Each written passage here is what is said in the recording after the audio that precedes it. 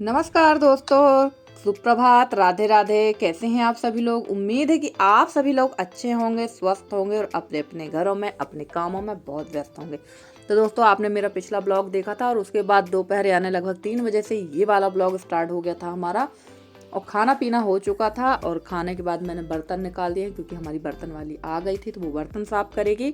और यहाँ मैं कर लेती हूँ गैस की सफाई, क्योंकि गैस का अगर उपयोग हो रहा है, गैस में आप खाना पीना बना रहे हैं तो गैस तो ख़राब होगी। जैसे चूल्हे की लिपाई पुताई करना पड़ती वैसे तो गैस का भी काम है। तो फटाफट से ये काम निपटा लेते हैं, क्योंकि ठंड के दिनों में तो आप कितने भी काम छोटे मोटे दिन भर भी करते रहेंगे ना, पता ही नहीं चलता कि दिन कैसे निकल जाते हैं। अब शायद दिन थोड़ा सा बड़े होंगे, वैसे ज़्यादा बड़े दिन तो संक्रांति के बाद से ही होंगे, यानी 14 जनवरी से। तो चलिए कोई बात नहीं, जहाँ महीने 2 महीने निकल गए वहाँ 15 दिन भी निकल ही जाएंगे। तो फटाफट से यहाँ कर लेते हैं सफाई। और बहुत अच्छा हुआ है, ये गैस काउंटर थोड़ा सा चिकना हो गया तो सफाई करने में थोड़ी सी सहूलियत होने लगी है।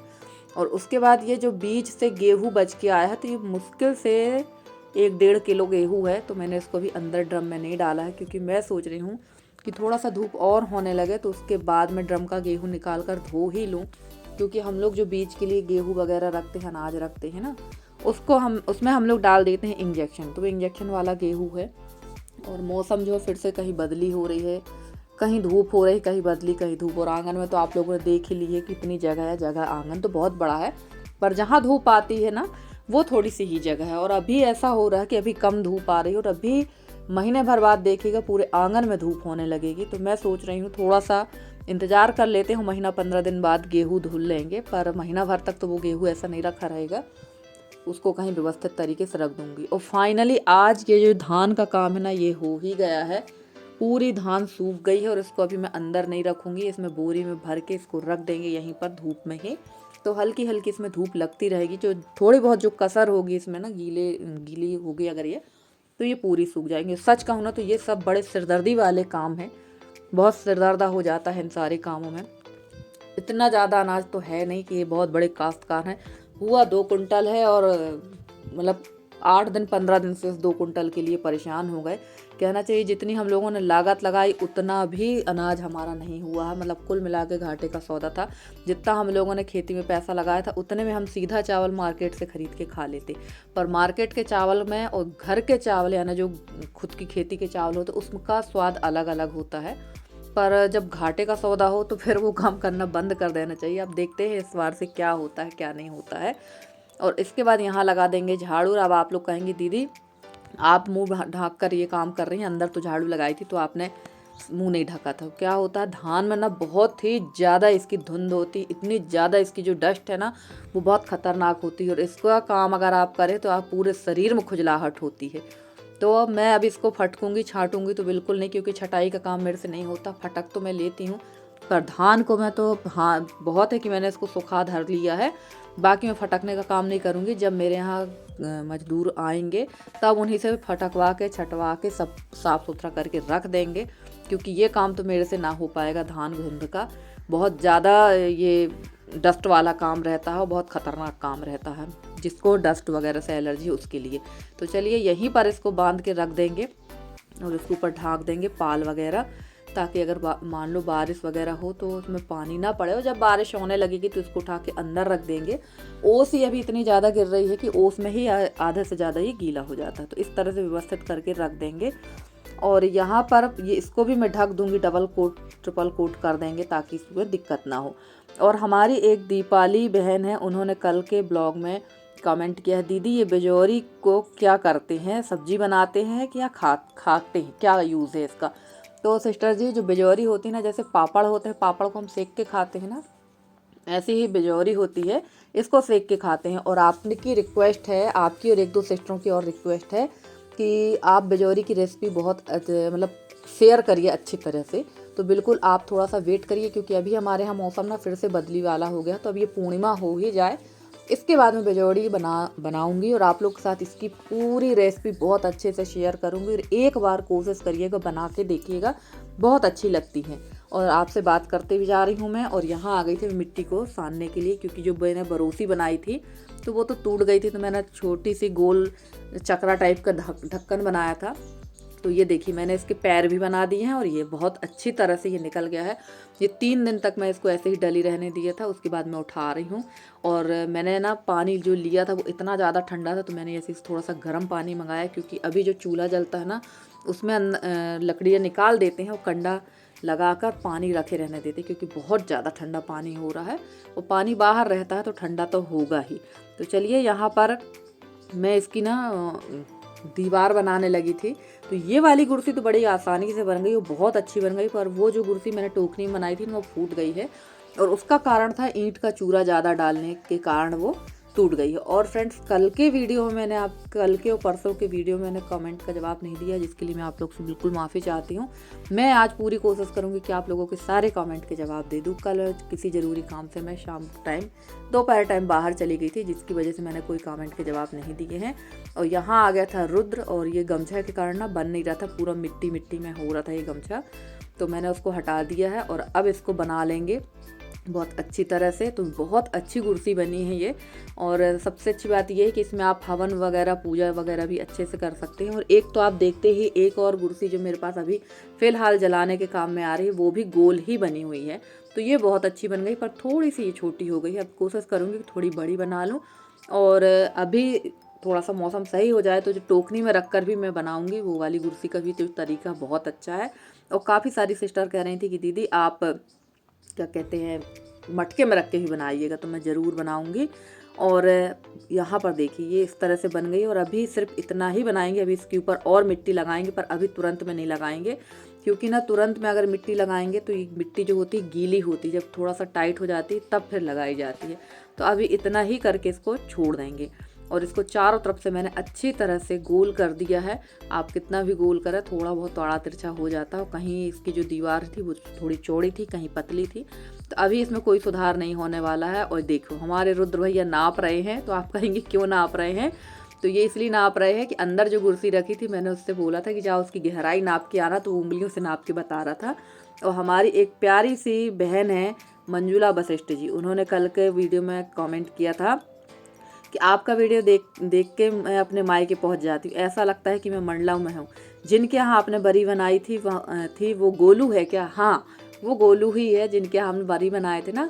तो ऋषि की चाची है गोलू, और आप तो गोलू से बहुत अच्छे से परिचित हो, तो आपको मायके की याद आ जाती है। इसके लिए मैं आप लोग को क्या बोलूँ। चलिए कम से कम आपको इसी बहाने मायका याद आ जाता, आपको लगता है कि आप मायके में पहुंच गई हैं। और देखिए अंदर कुर्सी का काम मैंने कर दिया था। इसके बाद मैं आ गई थी यहाँ पर झाड़ू लगाने के लिए, और चाचा ससुर आ गए थे तो उनसे बात भी करती जा रही थी और यहाँ पर झाड़ू भी लगाती जा रही थी। तो भैया आप लोग देखते हैं कि पर्दा प्रथा हमारे यहाँ बिल्कुल नहीं है, हम लोग सबसे बातचीत करते हैं। तो घूंघट वाला सिस्टम है वो बिल्कुल नहीं है। फिर भी लोग बहुत ज़्यादा छड़कते हैं, गाँव है गाँव है गाँव है, ऐसा नहीं है। हम लोग की तरफ के जो गाँव है ना वो काफ़ी फ्रैंक माहौल वाले हैं। ऐसे पुराने समय वाला अब गांव नहीं रह गया है, पहले था पर अब तो बिल्कुल भी नहीं है। और जो भूसा था वो जहाँ पर कंडे बनाते हैं मैंने वहाँ डाल दिया है।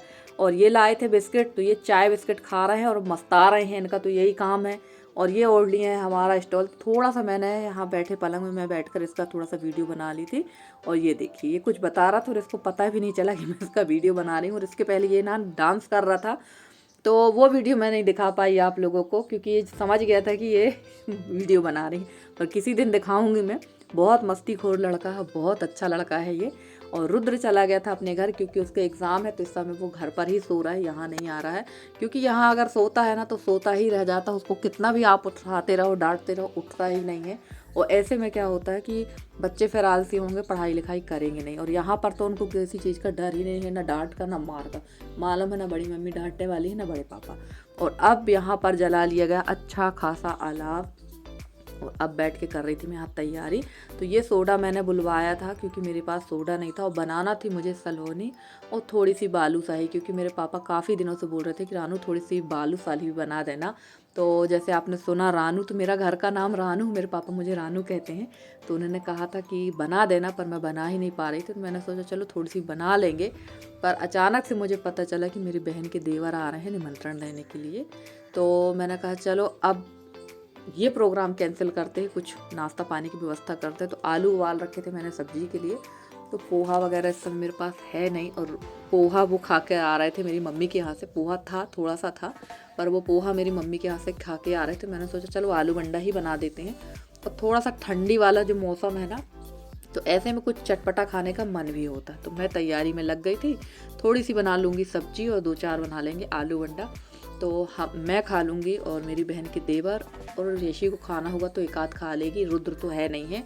और हस्बैंड जी तो खाएंगे नहीं क्योंकि उनको तो सब्जी और रोटी चाहिए या दाल चावल चाहिए। एक आध खा लिए तो खा लिए, नहीं उनको इतना ज़्यादा शौक़ नहीं है ऑयली चीज़ खाने का, उनको तो भरपूर खाना चाहिए। तो देखिए यहाँ पर अब आप अंदाज़ा लगा सकते हैं कि हमारे यहाँ ठंड किस हिसाब से पड़ रही है। और मौसम जो है बदली वाला भी हो रहा है और ठंड भी बहुत ज़्यादा पड़ रही, बादल के बाद भी ठंड काफ़ी ज़्यादा है। तो अब तो ठंड होगी ही, क्योंकि ठंड के समय में ठंड और गर्मी के समय में गर्मी ही होती है। और अभी हम लोग चिल्ला रहे हैं ठंडी ठंडी ठंडी, और कुछ दिन बाद चिल्लाने लगेंगे गर्मी गर्मी गर्मी।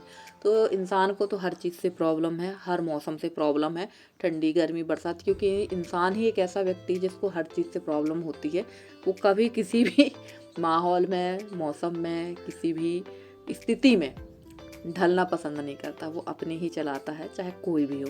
तो चलिए यहाँ पर आप लोग को तो पता ही किस तरह से मैं बनाती हूँ। और यहाँ मैं बना रही थी सिंघाड़े, तल रही थी। तो सिंघाड़े जो है ये हम लोग जब ननंद के यहाँ गए थे तब लेके आए थे, वही उबाल लिए थे और इसको कट कर लिए, क्योंकि डायरेक्ट आप अगर सिंघाड़े खाते हैं तो ये बहुत ज़्यादा शीत करता है।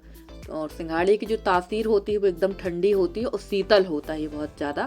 तो इसको मैंने तल लिया है, राई जीरा सौंफ डाल के, हरी मिर्च डाल दी थी और अच्छे तल लेंगे और इसको एकदम कुरकुरा कर लेंगे, क्योंकि ना ये कुरकुरा ही अच्छा लगता है। थोड़ा सा जब एकदम खाने में क्रंच जब आता है ना, वो वैसा वाला कर लेंगे। और इसको टाइम तो लगेगा तलने के लिए, तब तक चढ़ा लेती हूँ मैं दूसरी कढ़ाई, क्योंकि मेरे जो बहन के देवर हैं वो मेरी मम्मी के यहाँ आ चुके थे जैसे ही मुझे जानकारी लगी, और मेरा काम थोड़ा सा लेट हो गया था। तो चलिए फटाफट से कर लेते हैं। सारी तैयारी तो मैंने कर रखी थी और बार बार आप लोग को एक ही रेसिपी क्या दिखाना, वो तो मुझे बनाना कुछ और था पर मैं बना कुछ और रही थी, तो वही चीज़ मैंने आप लोग के साथ शेयर कर दी है। प्लीज़ ये मत सोचिएगा कि बस एक ही चीज़ दिखाती रहती हैं। तो चलिए यहाँ पर मैंने डाल दिया है अदरक, लहसुन और हरी मिर्च। अदरक लहसुन का टेस्ट बहुत अच्छा आता है इसमें। और मुझे जो है आलू बंडा सबसे अच्छे घर के ही लगते हैं, मुझे मार्केट वाले आलू बंडा अच्छे नहीं लगते। और मार्केट वाले जो बनाते हैं, काफ़ी कम होटल वाले हैं जो बहुत अच्छे से मसाला डाल के बनाते हैं, वरना आजकल तो उबले आलू में सारी चीज़ें डालते हैं। क्योंकि मैंने खुद देखा है आंखों से ठेले वालों के यहाँ, उबले आलू मन्ना, कच्चा अदरक, कच्ची लहसुन, हरी मिर्ची, हरी धनिया डाली और मैश के उसकी टिक्की बनाई और बस लेके उसको सेक दिया। इस तरह से आलू बंडा बनाते हैं और ऐसे ही बनाते हैं आलू की टिक्की। तो ये चीज़ मैं आंखों से देख चुकी हूँ, उसमें वो फ्लेवर नहीं रह जाता है। अगर आप आलू की पूरी सब्जी बना के अगर आलू बंडा बनाते तो उसका टेस्ट अलग होता। तो चलिए यहाँ पर प्याज, धनिया, हरी मिर्ची, सौंफ और राई मैंने डाल दी थी और थोड़ी सी मैंने 1 पिंच करीब हींग डाली है। आप डालना चाहें तो डालें वरना ना डालें। और खड़ा धाना ज़रूर डालें, इसमें खड़े धाना का टेस्ट बहुत अच्छा आता है इसमें। और इसके बाद प्याज डाल दी थी और डाल दिए थे मैंने आलू। अब डाल देंगे इसमें हल्की सी हल्दी, धनिया आपको डालना है डालिए धनिया पाउडर, वरना मत डालिए क्योंकि हमने खड़ा धाना डाल लिया है। डाल दिया है अमचूर, गरम मसाला और इसके बाद डाल देंगे हम इसमें ढेर सारी हरी धनिया, क्योंकि हरी धनिया इस समय बहुत अच्छी आती है और सारी चीज़ों में हरी धनिया का टेस्ट बहुत अच्छा लगता है। और आलू बंडा में तो हरी धनिया का टेस्ट सबसे अच्छा लगता है। तो चलिए फटाफट से यहाँ पर पूरा मसाला बन गया है और अब सेक लेते हैं। और यहाँ मैं सेकने लगी थी और इस तरफ अभी सिंघाड़े तल ही रहे थे मेरे, क्योंकि मैंने बताया था कि एकदम कुरकुरे करना है उनको, तो धीमी आंच में उनको एकदम कुरकुरा कर रही थी। और फ्रेंड्स, आप लोगों को मेरे वीडियो कैसे लगते हैं? अगर आप लोगों को मेरे वीडियो पसंद आते हैं तो प्लीज़ मेरे वीडियो को लाइक करें। चैनल पर नए हैं तो चैनल को सब्सक्राइब करके आप लोग अपना सहयोग और स्नेह मेरे साथ बनाए रखें। मैं पूरी कोशिश करूंगी कि आप लोगों के लिए बहुत अच्छे से अच्छी वीडियो लेकर आती रहूं। और मेरे जितने भी नए सब्सक्राइबर हैं, पुराने सब्सक्राइबर हैं, मेरे जितने भी व्यूवर्स हैं, मैं सबका बहुत बहुत बहुत धन्यवाद कहना चाहती हूँ कि आप लोग मेरा इतना सहयोग करते हैं, इतना स्नेह देते हैं, जिसके लिए मैं आपकी बहुत बहुत आभारी हूँ। और आप लोग इसी तरह से अपना सहयोग और स्नेह हमारे साथ बनाए रखें। मैं पूरी कोशिश करती हूँ कि आप लोगों के लिए बहुत अच्छे से अच्छी वीडियो लेकर आती रहूँ। तो चलिए फ्रेंड्स, यहाँ पर मैंने एक बैच यानी एक घान का सेक लिया था, देहाती भाषा घान है और ये बैच एच तो अब सब नई नई चीज़ें इंग्लिश वाले वर्ड हैं। तो यहाँ मैंने एक घान सेक लिया था, इतने ही सेकेंगे क्योंकि इतने ही कोई नहीं खा पाया था। मैं जो बहन के देवर आए थे वो भी नहीं खाए थे, क्योंकि वो ऑलरेडी नाश्ता करके आए थे। पर जब हमारे यहाँ कोई आ रहा है तो कुछ ना कुछ तो खिलाना पिलाना पड़ता है। तो चलिए, अगर सुबह होता तो कुछ और खिला देते, अब रात को क्या करें, तो मैंने यही नाश्ता बना दिया था। और यहाँ पर ये सेकने के बाद चलेंगे बाहर। और ये देखिए मैं आ गई थी बाहर, और अभी सब कुछ ऐसा ही फैला है, क्योंकि बहन के जो देवर थे उनको लगभग 2-2.5 घंटे वो बैठे और वो जा चुके थे। और मैंने उनकी कोई भी क्लिप नहीं बनाई भाई, किसी के साथ कोई ज़बरदस्ती नहीं कि जो भी हमारे घर आए हम उसके लिए कैमरा लेके खड़े रहें। किसी को पसंद आता, किसी को पसंद नहीं आता। वैसे मेरे मायके वाली फैमिली को सबको कोई आपत्ति नहीं है मेरे वीडियो बनाने में, पर एक्चुअली मेरी बहन के देवर पुलिस में है, तो अच्छा नहीं लगता है कि अपन उनको शो ऑफ करें। और वो वैसे भी वर्दी में आए हुए थे, तो मैंने उनका कोई वीडियो नहीं बनाया है। उनके जाने के बाद मैं बैठ गई थी यहाँ पर खाने के लिए। मैंने ले लिया है छाछ। टमाटर की चटनी नहीं बनाई, क्योंकि मैं जब आलू गंडा सेक रही थी तभी वो आ गए थे, और मेरी मिक्सी ख़राब भी है। तो चलिए फ्रेंड्स, आज का वीडियो कैसा लगा ज़रूर बताइएगा कमेंट करके। अगर आज का वीडियो अच्छा लगा तो प्लीज़ वीडियो को लाइक करके चैनल को सब्सक्राइब कर लीजिएगा। मिलते हैं अगले वीडियो में।